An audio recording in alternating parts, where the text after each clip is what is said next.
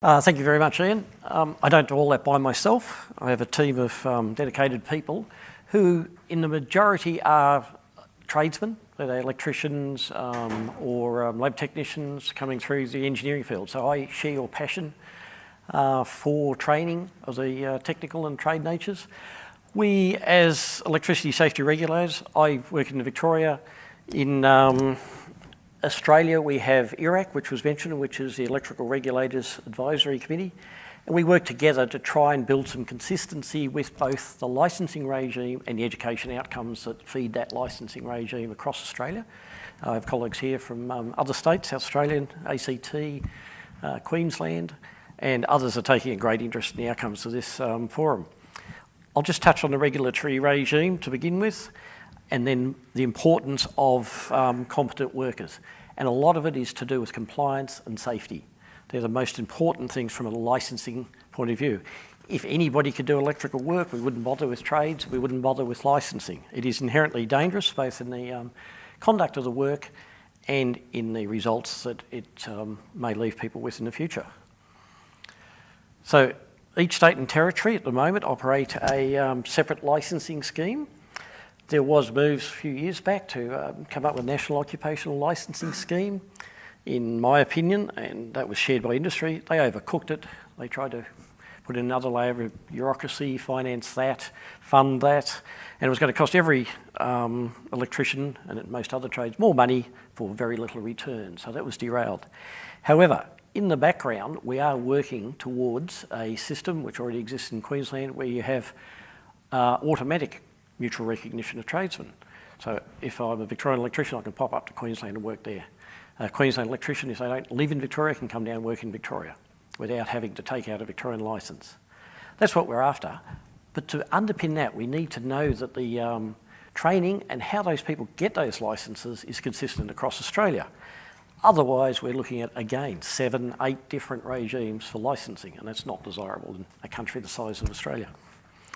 It impacts on the government's desire for portability and mobility of trades and labour, and it makes the country less able to respond to a mining boom, a gas boom, a building boom in one state and not another.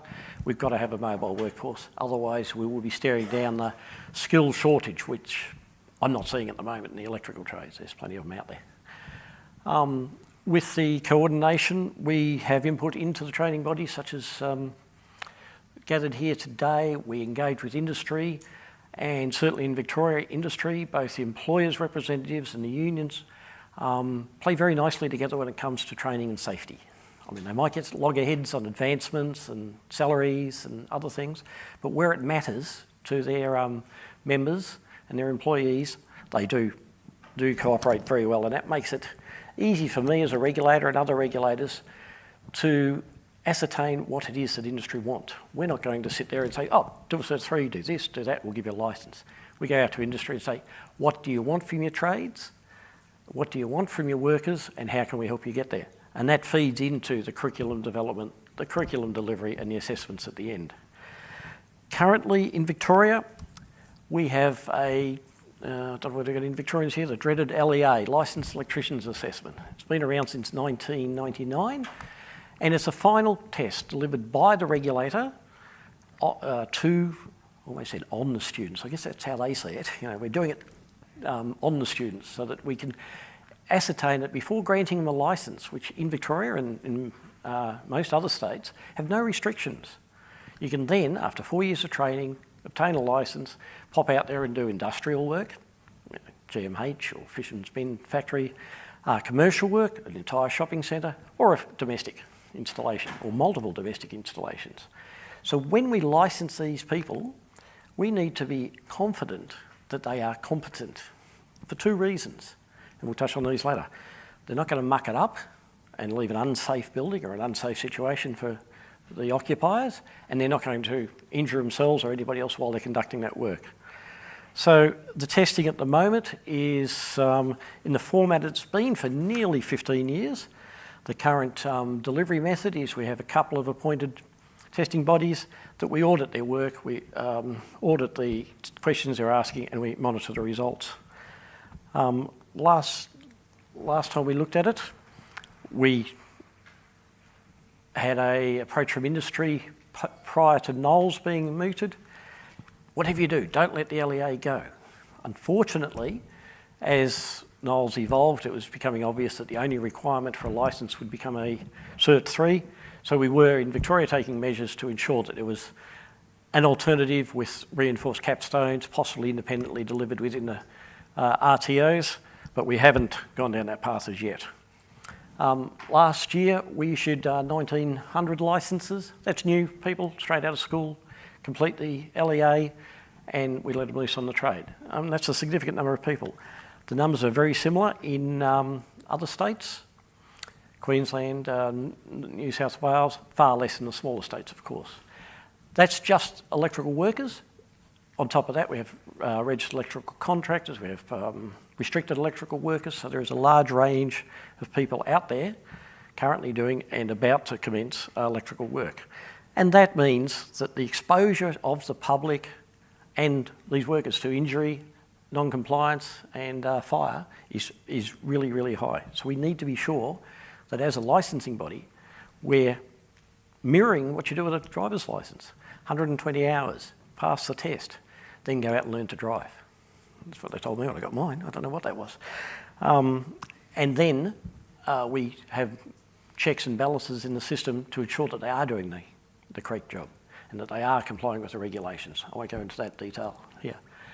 So once they get past the separate test, which is made up of 3 components, a theory component, which very much mirrors the last capstone units within the qualification, the practical component where we give them a simple task, wire up a switchboard, test it, and tell us some non-compliances on an example we give them. Unfortunately, at the moment, and this has been the case for a few years now, most of them fail on their first attempt. A few more get through on their second attempt. A lot have 4 and 5 attempts at passing this exam. Now remember, the theory component is the same, give or take a few variations on the question, as what they've just passed at the TAFE College. They're awarded a Cert 3 in electrotechnology on the Thursday, they come and fail this the following Monday. Now, I don't think they're forgetting it that quickly. I have a real concern that it's not being assessed correctly. To be generous, this may be just a Victorian thing. They understand that they must pass the LEA to obtain a licence and to practice their trade, so the colleges have less focus on that capstone and know that we'll catch them if they're not competent. But is that fair on the kids? I mean, one day you're telling them, great, Johnny, you've got your apprenticeship completed, you've done your profiling, here's your Cert 3. Then they come up against this wall when they try to get a licence to enable them to go on with their chosen trade. And I don't think that's fair on anybody, and it's expensive. Forget the cost of attending the test, forget the cost of running the test. It's time, it's money for the employer, it's money for the applicant. And that's something that, with industry's backing, Victoria will retain until, and, you know, I'm a reasonable guy, 80 to 90% get through on their first try, I'll drop it. There'd be no need for it then. But at the moment, it is really a safety net for us in Victoria. There's the numbers. When we introduced this range of the LEA in 2007, yes, you would expect a drop in the pass rate or a low pass rate to begin with as people became familiar with the test, what was expected at the end of the course. But we've been teaching it that way now for 7+ years. The pass rates, and I think it equates to when the economy was good, around 2010, 2011, everything was running along nicely, the rates were getting up. Then, I haven't put the points in, the colleges, they started to play with the funding. The apprentices were being chosen for what I think is different reasons. I'm not saying they're wrong. During the perception that we were going to have a global financial crisis, not everybody that got an apprenticeship was really keen to be an electrician. They were relatives of people whose kids needed jobs. And we're seeing that coming through now with a declining pass rate in both the theory and the practice. Whether this will change, I don't know. The month-by-month figures vary a little bit, but we are still tracking slightly downward at the moment. Why does that matter? As I said earlier, competency leads to safety. We've got 2 aspects there, safety of the workers and the work they're doing, and I'm not suggesting that an electrician should be capable of handling live wires all the time and can hook things up without pulling the fuse because it might inconvenience the kids in the other room watching telly. That's not what we want. We actively discourage live work. However, we want electricians that always isolate, always check that it's isolated. And when it comes to designing a circuit, so as not to leave time bombs for other electricians potentially and for the home user, they have to be able to select the right components. They have to be able to install them correctly. The cabling, it's the ingrained things that they should know around where they position the cable going through the wall cavity, how they have to protect them as they approach and leave the switchboards. That's the things that is a joint effort between the college, who teach them the theory, where to look in the wiring rules, what the regulations say, and the employers, who then practice it on the job.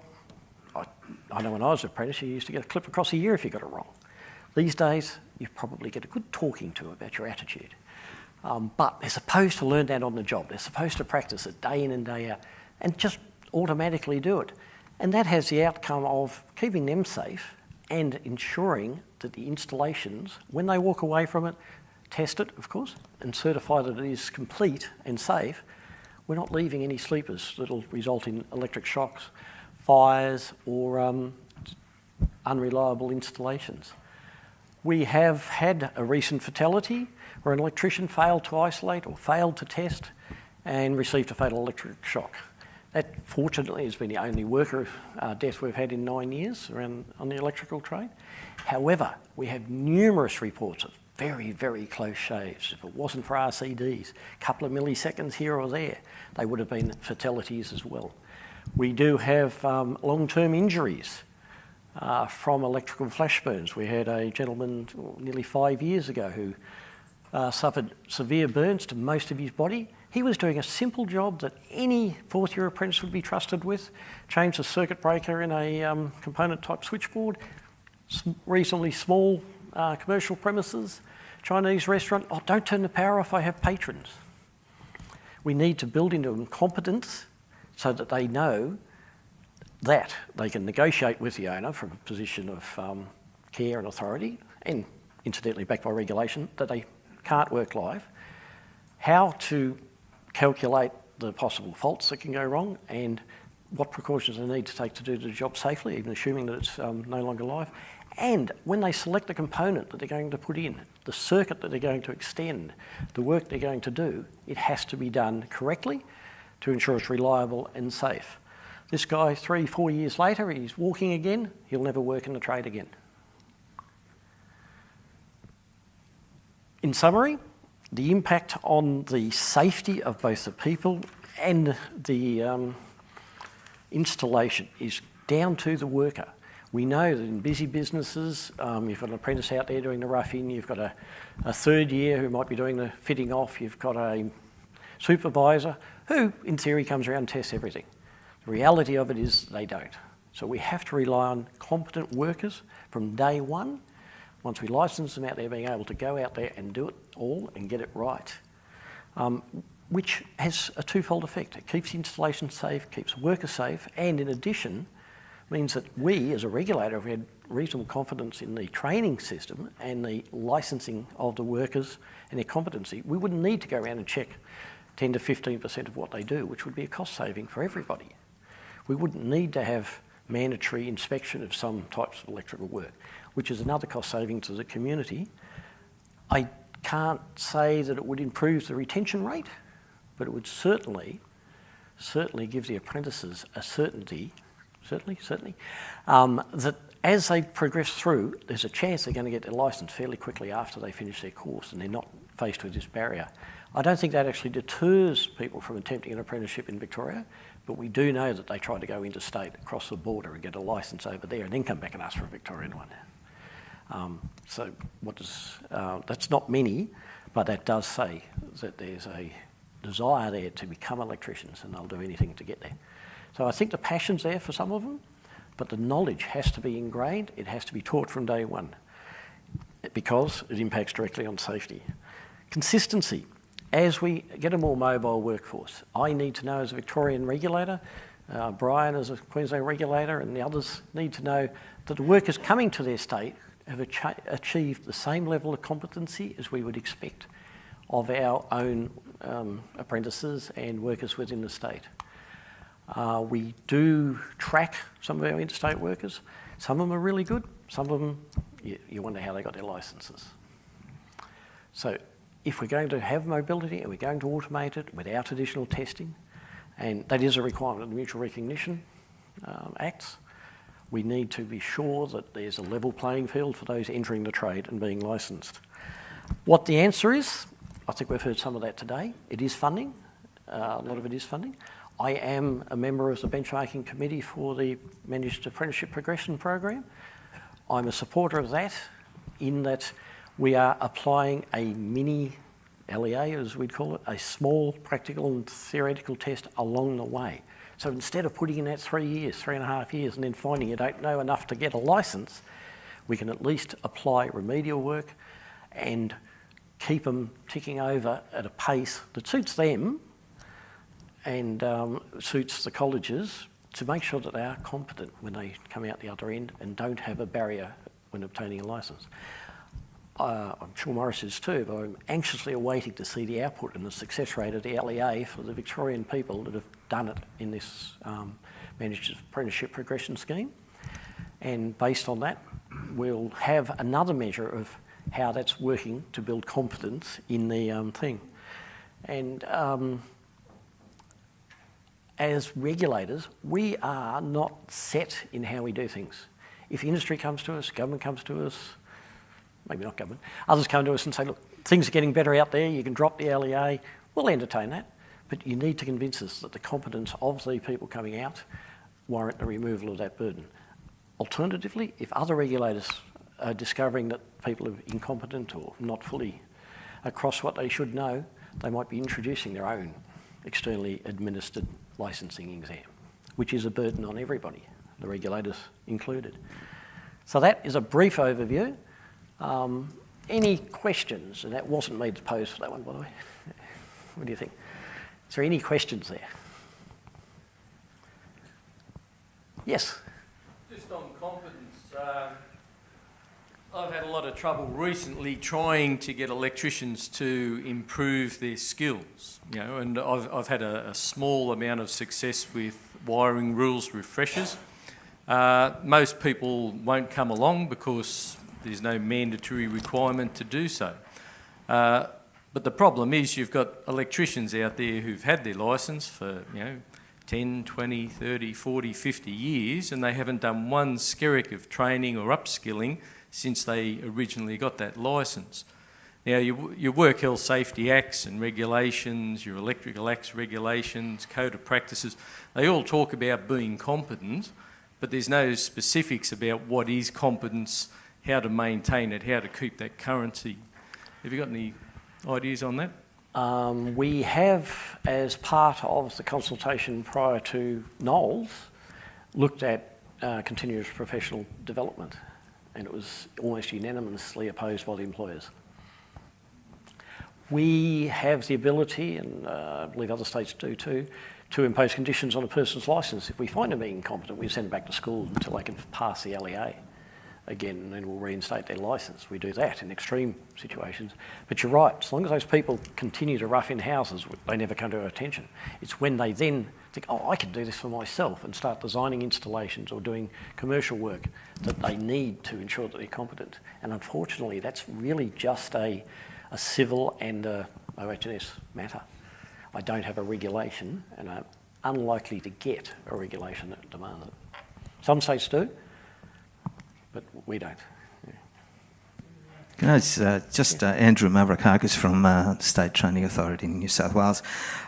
What's the consumer protection for a student who has just been deemed competent by the RTO and is failing to, or is not able to pursue his trade in Victoria because he's failed the LEA? And the second question is, he's failed it the first time, he's come back again second time, third time, fourth time. In the has there been any remedial training? Is he or she allowed to continue to work in the trade under supervision? I mean, it's implied that he's competent, or they've completed their qualification and they've completed their apprenticeship. So what's the support that they are getting? As far as a guarantee goes, I don't know that a student could turn around to the college and say, you deem me competent and I couldn't get a licence. However, it's a requirement of the Victorian licence that you pass that exam. It's not negotiable from my point of view. There is always support. They can return to the college and undertake mentoring courses. There's also a couple of private providers in Victoria that will coach to the LEA. Not a fan of that, but if it gets them across the line, great. They haven't wasted the last 4.5 years. We have a provision for supervised workers where they can go on working in the trade, post-apprenticeship for a period of up to 12 months, whilst they complete the LEA or complete any outstanding modules. So we do try to keep them in the trade.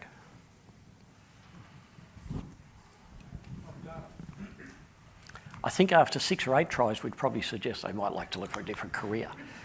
I'd probably just, sorry, Neil, just the impact of Minister McFarlane's speech at the VET conference yesterday on the tendering out of training packages for our industry, and I'll probably ask Martin the same, what impact that would have on both the regulator, probably you first, Neil, but also Martin, on individual TAFEs in each state and territory when there could be 8 versions of a training package or a qualification or a group of training packages based on that tendering out process.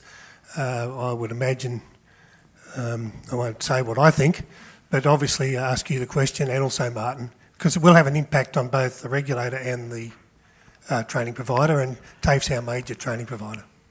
Yeah, well, we have spent collectively as IRAC and various state governments a lot of time trying to get a consistent Cert 3 and a consistent assessment across the nation.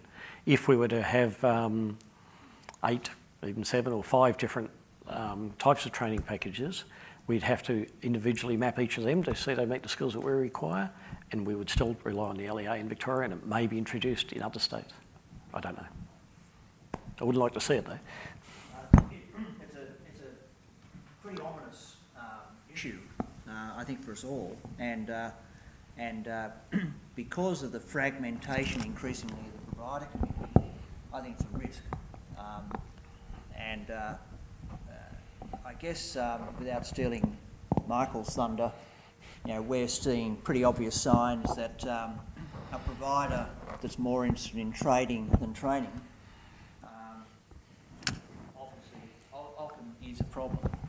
And I think that it's we know that there are certain industries where there's not unanimity across training, across the industry provider groups, and so one winning a tender may not ultimately lead with them running the entire industry package, and so the contenders may start to develop their own IP, and so it goes. So it is an interesting and brave new world, even more so when we're overseas saying we have a fantastic national quality system, and we're introducing other countries like India to skill counsellors, and we've got competitors like the UK with very disciplined skill counsellors.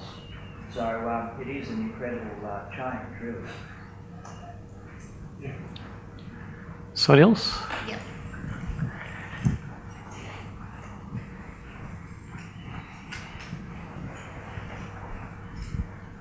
Alan Hicks from the ETU. Neil, I just want to thank you for your presentation, because I think if anyone can take anything away from today, it shows clearly why quality outcomes in the VET sector are important, particularly in this industry. It's life and death. So I appreciate the effort you put in for that, mate. It clearly shows why we need it. Obviously, we're a strong supporter of the LEA. We think it's incumbent that it's maintained and kept, particularly in Victoria, but it would be great if it could be spread elsewhere, because what we're seeing with the failure rates with the LEA is there's some strong concerns about the quality outcomes. So it's scary to think in other states and territories around the country, without the LEA that's in place and other measures, how many people are actually getting through the system that we know and we've developed without having that additional test and requirement. But one thing I would like to know about the LEA, Neil, if you could provide it, is if there's a consistent area within the LEA that they fail, that the students fail, the applicants fail, or is it just across the board? The most failed part would be the earthing, earth resistance and bonding requirements. I found some old paperwork in my office the other day that went back to a review panel in 1963, and guess what the most common failure was back then? Earthing and earth resistance requirements and bonding. So that's what the teachers need to concentrate on. And that's a fundamental, for those that aren't in the trade, that's a fundamental safety issue. Yeah. Yeah. Neil, Craig Simmons from ACT Government. We don't have an LEA, but we do attend all the capstones. So there's always one of the senior electrical inspectors at the capstone to oversee it. It still has a reasonable failure rate at first instance as well. Yep. I suppose our issue has been that our biggest example was during the solar boom, where there was many thousands of installations were done in a very short period of time when coming up to the closure of the scheme. We reached a point where 89% of installations were failed at first inspection. Now, it turns out they weren't our local electricians anymore. The money wasn't in it, but they were all from interstate, and for many electricians it was the first time in some of them in up to 20 years that they'd actually met an electrical inspector, weren't quite sure what it was and what they did. But failing at a rate where you've got people coming across the border, failing at a rate of 89% gives you a less than confident approach to the way the model was sold to us all in 2006, which is you were put under pressure to get rid of your LEA.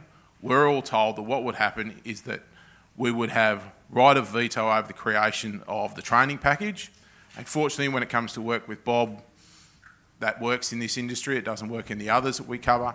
But the other thing was that we were promised a strong regulator who was going to deal with RTOs when we said there was a problem with them and that there would be an intervention. And we have struggled to see that side of the bargain held up. And I think for all of us, from a regulator's perspective, the news yesterday from the federal government is quite shocking, in that having spent the best part of 20 years trying to eliminate the fragmentation, that a federal government would turn around and say, what we're going to do is undo all that and go back and try and create a fragmented system, is something that should be of great concern to everybody across the industry. We didn't get to a single unified systems electrician training package because everybody jumped on board. It's been long fought out over a decade to get ourselves to the 2000, and we've worked with that. And I think it's a testament to the industry and its capacity to work together, and to see something like this just come out of the blue. For me personally, I think it's and for my regulatory responsibilities in the territory, which is like yours, really quite shocking. Yep, it's going to be quite scary in the future.